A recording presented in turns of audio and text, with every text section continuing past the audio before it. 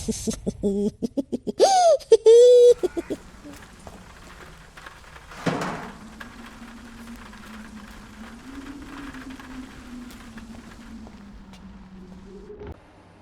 like rotten meat. One near, I know it. It's a leech! Kill it! Leech spotted! Watch out! Killing doors will do soon. I'm looking back at a fucking grave! I hear leeches.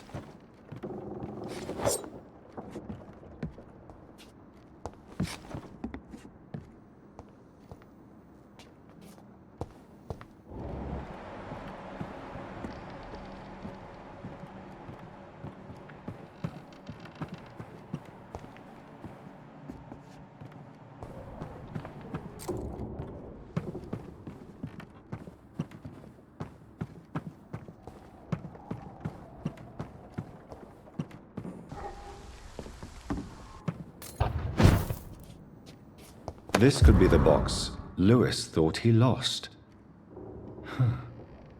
There's a letter inside.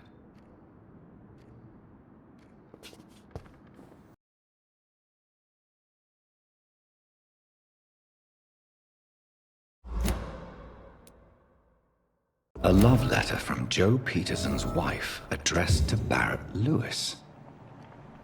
Who should I give it to, I wonder? Can't you just look the other way this week, Joe? Come on, we can sort it out, right? It's all Barrett. You pay one way or another. Please, Joe. How long have we known each other? We even used to be neighbours, for Christ's sake. I'd prefer not to give you another beating, Barrett. Fancy buying something, sir? You never lose your focus, do you? I found this box in an abandoned building nearby. I believe it belongs to you. Let's have a look. Yeah, this is mine. So, you faced those loons that roam around there. Extraordinary. I suppose I was lucky. Luck is a commodity round here. Yours should be properly rewarded. About this package, it's not just tools and trinkets, is it? I want to be rude or anything after your kind gesture, but it's none of your business.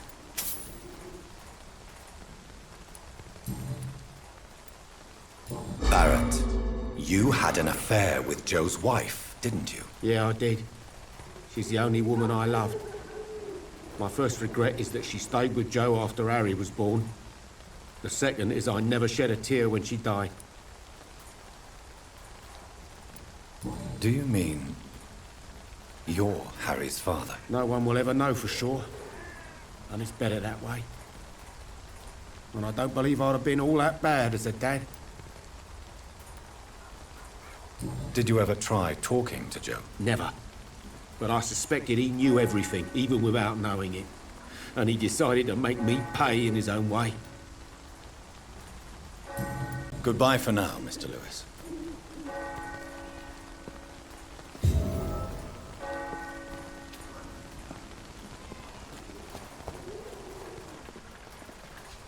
You again?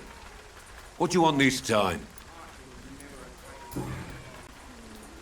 Harry doesn't seem happy living in Whitechapel.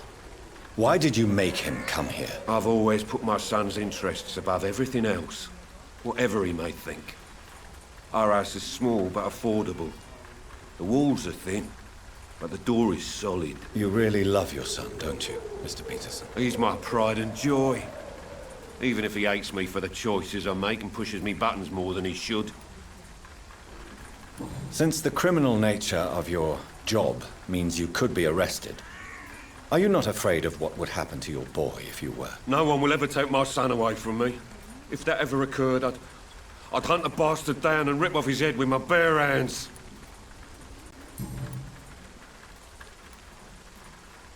Why do you keep on working for the gang, Joe? You know it doesn't suit you. It's true, I hate this job. And I know I made some bad choices, but I'm a wet boot boy now, and people won't forget it. You could leave tomorrow. Start another life in another town. That's easy for you to say, Doctor. We are poor. My son's weak, and there's no way he'll endure another disappointment. Harry doesn't seem happy living in Whitechapel. Why did you make him come here? I've always put my son's interests above everything else, whatever he may think. Our house is small but affordable. The walls are thin, but the door is solid. You really love your son, don't you, Mr. Peterson? He's my pride and joy. Even if he hates me for the choices I make and pushes me buttons more than he should. Goodbye, Mr. Peterson.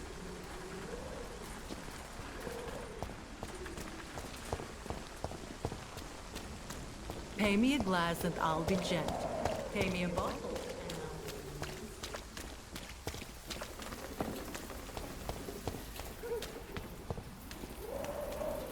Good evening, Doctor. Can I help you? Do you need assistance? That would be nice of you, Doctor. Who knows what I may have caught during my investigation. If you persist in investigating the most pox-ridden boroughs of London, you must accept the risks. Thank you, sir.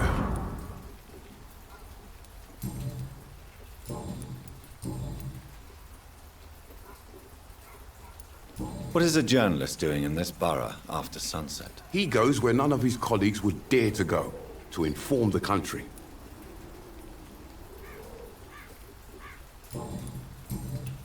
Goodbye, Mr. Darby. Farewell.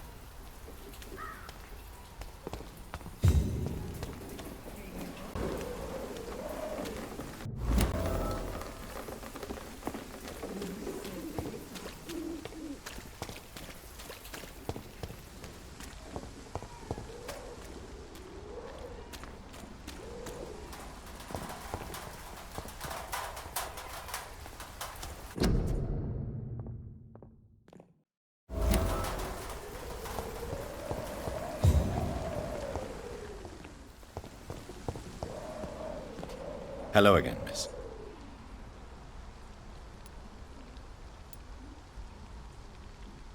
Melia, I know you work for Dorothy Crane.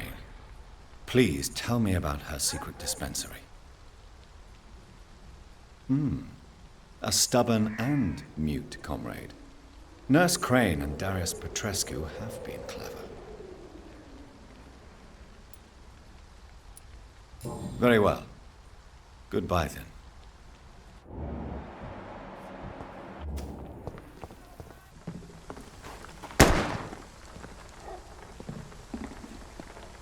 Albert, you seem unusually happy. And why shouldn't I? I deserve respect. I'm a wet boot boy.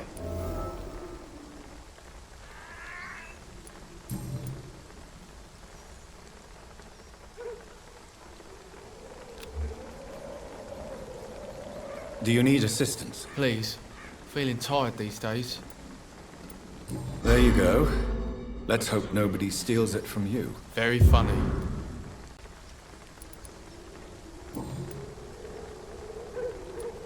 How are things in Whitechapel? And people run around like chickens with their heads cut off. Then they stop and die. But not me. Nah.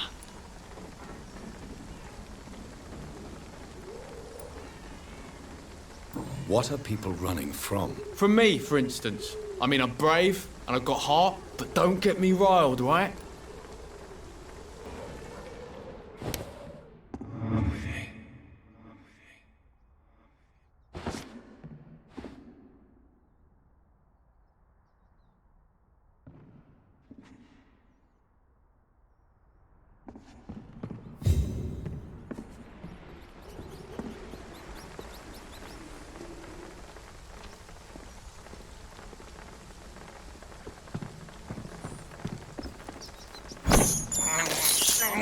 I have this thirst for blood.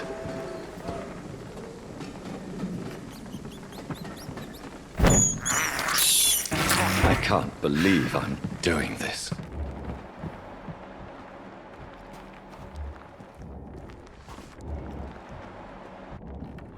Good evening, Albert. Well, it's Mr. Palmer to you. I have a reputation to maintain.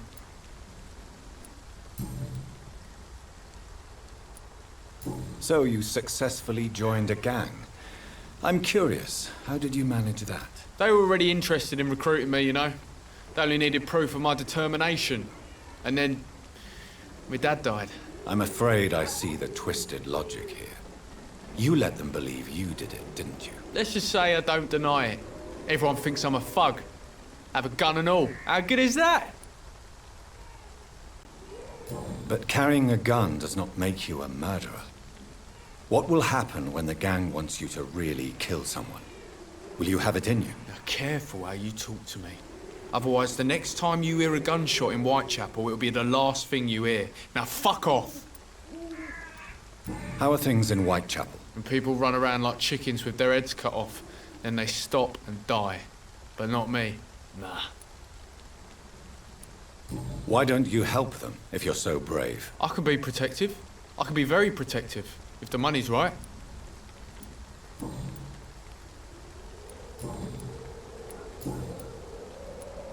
And what about Benjamin's death? Who cares? Life is for the living. We all end up 6 feet under. Let's grab what's ours before we meet the Reaper. Life's too short.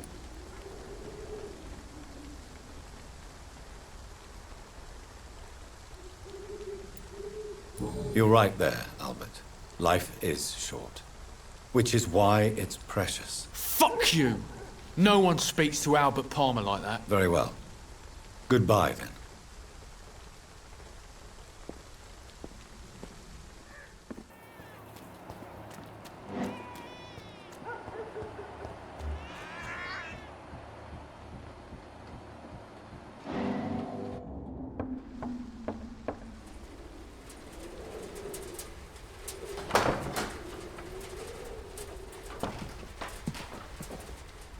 A strange man was at the door with a pass for our medical facility. I refused him entry.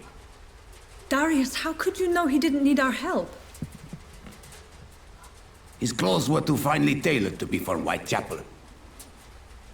Perhaps just a friend of that stray poet who is always about. Richard Nethercott? No, not of the same cloth, this man. I suspect some machination from that journalist. Clayton Darby. Is he still asking questions?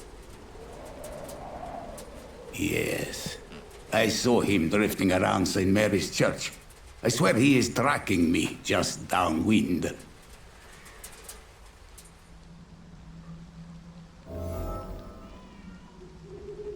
I must talk to that journalist or the poet. They must know about Darius. Nearby the church they just mentioned.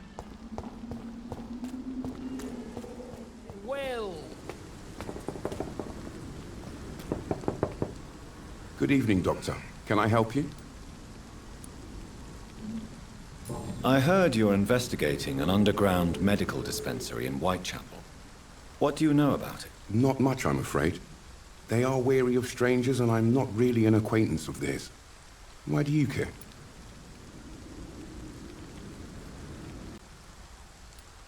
I'm a doctor, Mr. Darby. I care about everything involving public health and this epidemic. Are you sure you're not just concerned about the repercussions that a scandal involving a certain Nurse Crane from the Pembroke Hospital would bring? Without a doubt, you are a damn fine journalist, Mr. Darby. What do you know of her accomplice, a man named Darius? I don't know much about the man. He's very cautious. Never goes out. Doesn't seem to have any friends or family. He never goes out? No. A few days ago, he unexpectedly did. I followed him, but it was just a ruse to keep me away from his house. Really? How do you know? He went to the nearest mailbox, but just before posting his letter, he ripped it up and threw it away.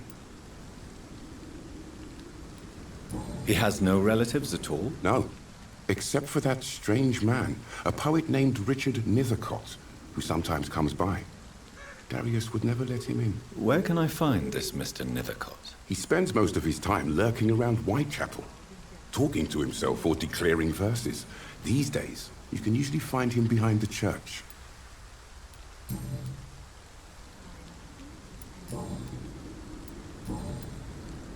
Goodbye, Mr. Darby. Farewell.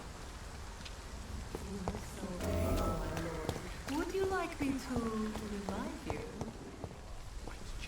An angel made flesh, I tell you.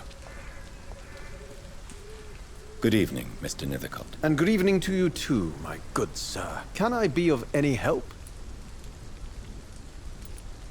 May I ask you a few questions about the district? Extraordinary part of town, is it not? I'll be glad to help you, if I can.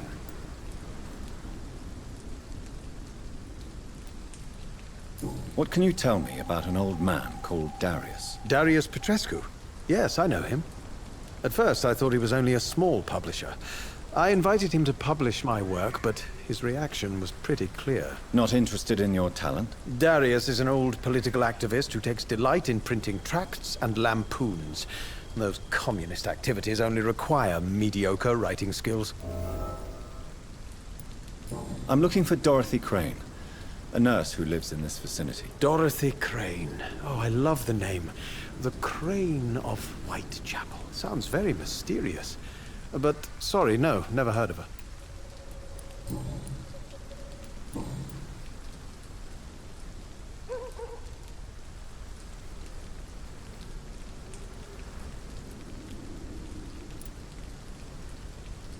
Tell me, Mr. Nethercott, why seek inspiration in Whitechapel? The place is not beautiful per se, but how to explain it?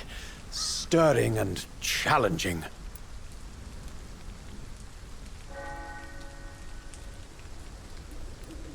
In what way, exactly? The struggle by gaslight, the barren smiles and the added hunger under the rain. If you say so. Such vibrant antagonism and vivid paradox. The stripped humanity raged across each street. Vivid, of course, yes.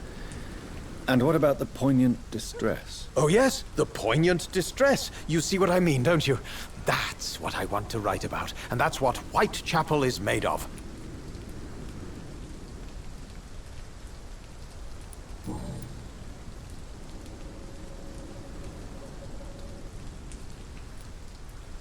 You don't really make a living from your scribblings, do you, Richard? No, sir, I don't. I work so hard. I put all my time, my energy, my devotion into the precise carving of words.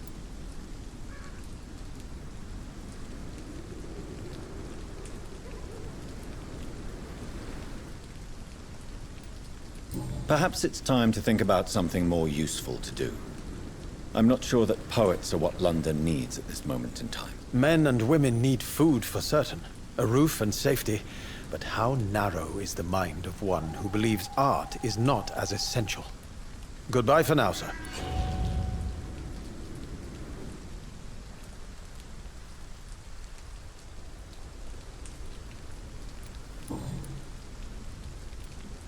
You don't really make a living from your scribblings, do you, Richard? No, sir, I don't. I work so hard. I put all my time, my energy, my devotion into the precise carving of words. Perhaps it's time to think about something more useful to do. I'm not sure that poets are what London needs at this moment in time. Men and women need food for certain, a roof and safety. But how narrow is the mind of one who believes art is not as essential? Goodbye for now, sir.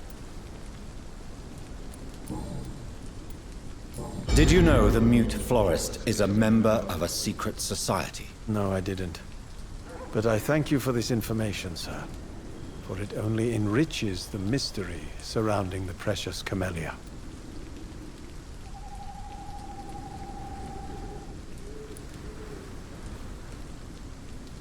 I fear you are a hopeless romantic, Mr. Nethercott. Guilty as charged, Dr. Reid.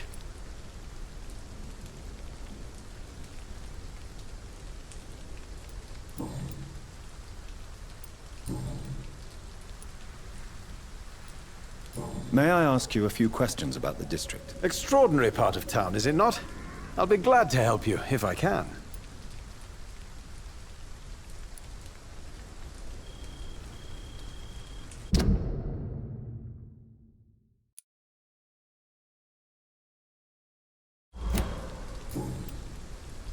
I'll leave you alone, sir.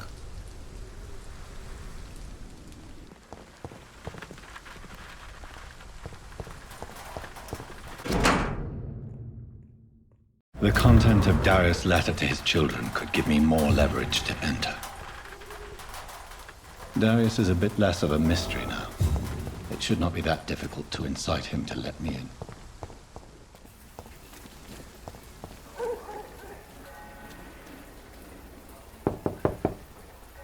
Mr. Petrescu, just 1 minute, please. You again? Go away. Sir, wait. Stop this nonsense. I know Nurse Crane is here. Shall we speak man to man, you and I?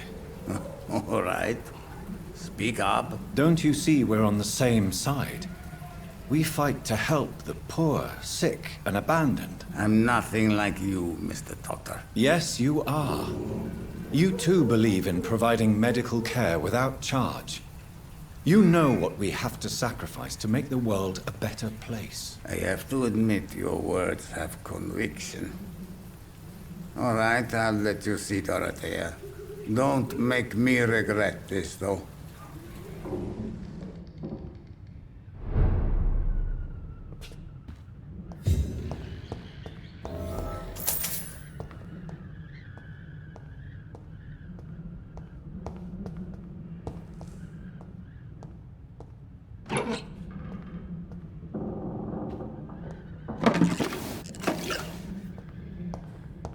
It's locked, all right.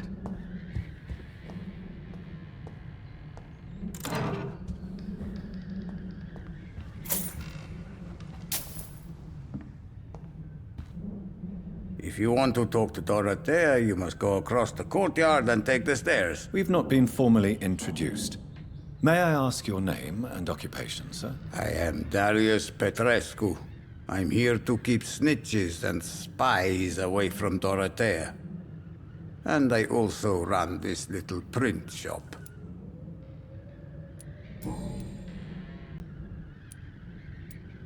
So Dorothy's real name is not Crane? Like myself and many people in this area, Dorothea is from occupied Romania. That's all you need to know. She seems important to the community. More than you can imagine. The West End does not want to hear of Whitechapel's misery. Dorothea is one of the few doing something about it. Did you refuse to publish Richard Nethercott's previous works, Darius? Yes, his manuscript is as pompous as he is starched. Now there's a man who loves the sound of his own voice. You could have told him so. As a great writer recently said, politeness is the most acceptable hypocrisy. Tell me everything you know about Camellia, the mute florist. I do not believe in the afterlife, Doctor, but I'm almost convinced Camellia is an angel. She volunteered to give out our medical leaflets. Are you not worried for her safety? She is as brave as she is tough, and clever, too. If only I had met her when I was younger. Are you in love with Camellia, Mr. Petrescu? Don't be stupid. If I had met her when I was younger, we could have won our revolution. Who is she, really? Do you know where she's from? She's not from around here, that's all we know. Camellia is not even her name. It's her favorite flower. You say she has no close family? Well, there's that awful poet who constantly follows her around like a lost puppy. A good man for sure, but a very poor writer. Tell me everything you know about Camellia, the mute florist. I do not believe in the afterlife, Doctor, but I'm almost convinced Camellia is an angel. She volunteered to give out our medical leaflets.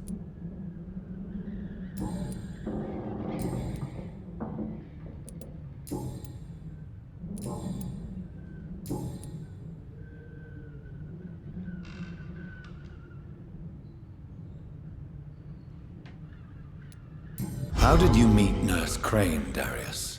Why does she trust you? I'm her oldest friend in England. Dorothea and I share many ideas about this country and about the country we left. You mean occupied Romania, don't you? Even if not directly, I fought against your enemies. Really? Then perhaps you have more in common with Dorothea than meets the eye, Dr. Reid. I know you fought for your country when it was occupied, Darius. Tell me more about it. I know my days are numbered, and I know I won't see my homeland again. But I fought for Romania all my life, and I will until my last breath. But Romania escaped the grasp of the Austro-Hungarian Empire. It's a free country again. But it's not the country I fought for. My homeland is not appeased, Doctor. and I still see a dark future ahead for my people. Do you have any family left, Mr. Petrescu? Children or grandchildren? Who knows? I have abandoned my people for so long, they might as well be dead. As dead as I am for them, I suppose.